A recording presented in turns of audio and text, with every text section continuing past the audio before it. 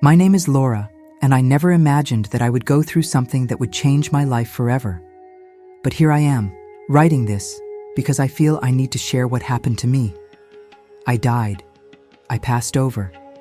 And what I saw on the other side was something I could have never imagined. I met Jesus, and he showed me something that left me speechless. It wasn't just a vision, it was a revelation. I'm still trying to process all of it, but I know that something must be said. It was a normal day, or at least that's what I thought. I woke up early, made my coffee, and followed my morning routine as always. Nothing seemed out of place, but something was different, and I had no idea that in a few hours, my life would take an unexpected turn. I was driving to work, just as I did every day. The sky was cloudy and the air felt heavy, as if the world itself was trying to tell me something. But I didn't pay attention. My mind was full of worries, bills, work, problems that had been tormenting me lately. And then it happened. A sharp pain pierced through my chest. I had never felt anything like it before. It was an intense, crushing pressure. I tried to breathe, but the air wouldn't come in. My vision became blurry, and suddenly, everything around me seemed to slow down. The cars, the buildings, even the people on the sidewalk. Everything was in slow motion. I don't remember exactly the moment I lost control of the car, but I remember the sound of tires skidding, the impact, the eerie silence that followed. And then, suddenly, I was lying on the sidewalk, looking up at the sky. I could hear voices, distant sirens, people screaming. But nothing seemed real. While I was there, something strange happened. The pain began to fade, and an overwhelming sense of calm took over me. Fear, stress, worry, everything simply disappeared. It was at that moment that I realized I was dying. At first, I didn't understand what was happening. One moment, I was lying on the sidewalk, feeling my body grow weak. The next moment, I was floating. I saw everything. The paramedics rushing to help me, a woman crying beside my lifeless body. But I didn't feel fear, I didn't feel panic, just a strange detachment. I tried to speak, tried to get someone's attention, but no sound came out. It was as if I were there, yet at the same time, not. Then I felt something. It wasn't physical. It was spiritual. It was as if an invisible force were pulling me upward. I had no control over it, yet I didn't resist. For the first time in my life, I felt completely at peace. In the distance, a light appeared. At first, it was small. Then it grew, becoming brighter. But it wasn't just any light. It wasn't blinding. It wasn't cold. It was welcoming.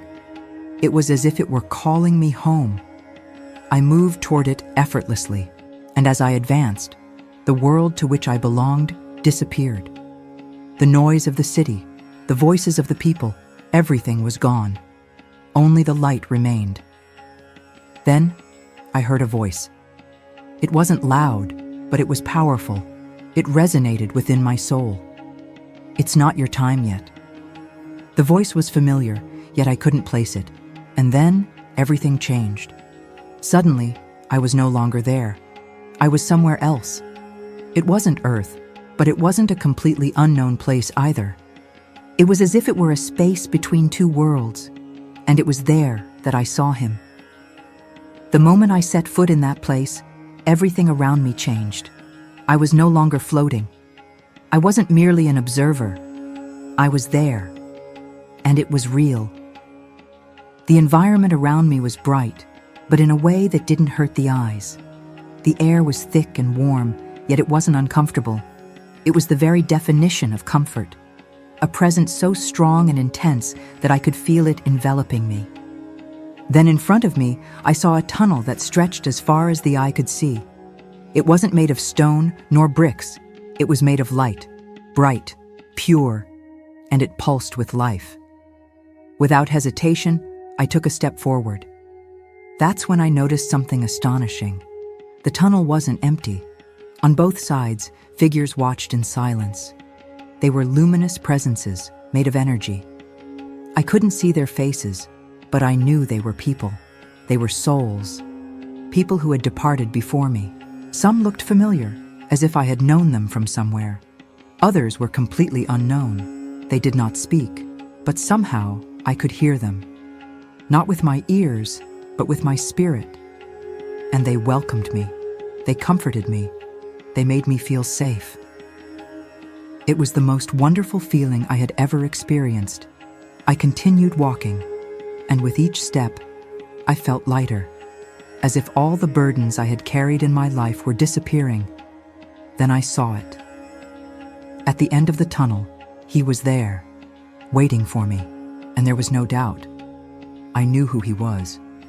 Jesus. He wasn't just a presence, he was light. Not a light around him, but his. His presence was love, peace, and power, and I couldn't move, I couldn't speak. All I could do was feel, and what I felt was beyond words. He looked at me, and in that one look, my entire life flashed before me. Every choice, every mistake, every moment of pain, every act of kindness, everything was there, laid bare before him. But there was no judgment. There was only understanding. Then he spoke, and his voice was like thunder and a whisper at the same time. You are not here by chance. I wanted to ask why I was there, what was happening. But before I could say anything, he raised his hand. And then everything changed. Suddenly, I was no longer in the tunnel. I was somewhere else. And it was there that Jesus showed me a truth that would forever change the way I saw the world. Suddenly, everything around me changed. The tunnel disappeared, and I was transported to a vast open space. It wasn't earth nor heaven, but a place between the two. The air there vibrated with an energy I couldn't explain. Then, before my eyes, images began to form. They weren't mere visions. They were like living paintings made of pure light. The first image left me speechless. I saw an immense continent bathed in golden light. At first, I didn't understand what I was seeing, but soon I realized it was Africa. Not the Africa I knew from history books, but a different Africa. Grand, strong. I saw ancient civilizations, cities of stone and gold, filled with people full of wisdom and spiritual power. They weren't broken. They weren't enslaved. They were chosen. Jesus looked at me, and his voice resonated within my soul. The world lied about them. I was speechless. They are not what they were made to believe they were. They were blessed with gifts, knowledge, and a spiritual connection that many tried to erase. The vision changed, and suddenly, I saw chains. I saw ships. I saw multitudes being torn from their land, taken away from everything they knew. I saw suffering, pain, and centuries of oppression. But what shocked me even more was what lay beneath the surface. I saw spiritual forces working behind the scenes, manipulating everything. The oppression wasn't just physical, it was spiritual. There was something bigger at play, something that no one wanted us to know. Jesus turned to me and said, "The world tried to erase who they really were, because if they knew, everything would change." My heart pounded hard. This wasn't just history. It was a spiritual battle that had been waged for centuries, a profound deception, and most people had no idea. The vision changed again. I saw people in our days awakening, beginning to remember who they were. I saw men and women breaking the invisible chains that held them captive, reclaiming their strength and their faith. The same people who had been taught to see themselves as inferior were beginning to regain their identity. Jesus smiled. The time of revelation has come. They will rise again. I felt tears streaming down my face. I had never felt something so intense. The truth was coming to light. The visions continued, and with each moment, I saw more and more truths being revealed. I saw a time long before slavery, before colonization, before all oppression. I saw a world where Black people possessed powerful spiritual knowledge. They understood the connection between heaven and earth. between the spirit and the physical world. They were leaders, prophets, warriors, men and women who spoke directly with God. They didn't need intermediaries. They held divine wisdom. Jesus looked at me, and his eyes carried both sadness and love. That's why they were targeted, because those who rule this world fear those who carry true wisdom. My mind spun. Now everything made sense. For centuries, they tried to tear away their culture, their faith, their identity. It wasn't just about control. It was about breaking their connection with the truth. But then, I saw something incredible. Even after everything they went through, after generations of pain, after centuries of being told they were nothing, their spirit was never broken. Their power never left them. Jesus continued, and that is why they need to remember. It was at that moment I understood that this wasn't about division. It wasn't about hatred. It was about restoration. The world was built on lies, but the truth was about to be revealed. The vision changed again, and I saw something astonishing. A great awakening was happening.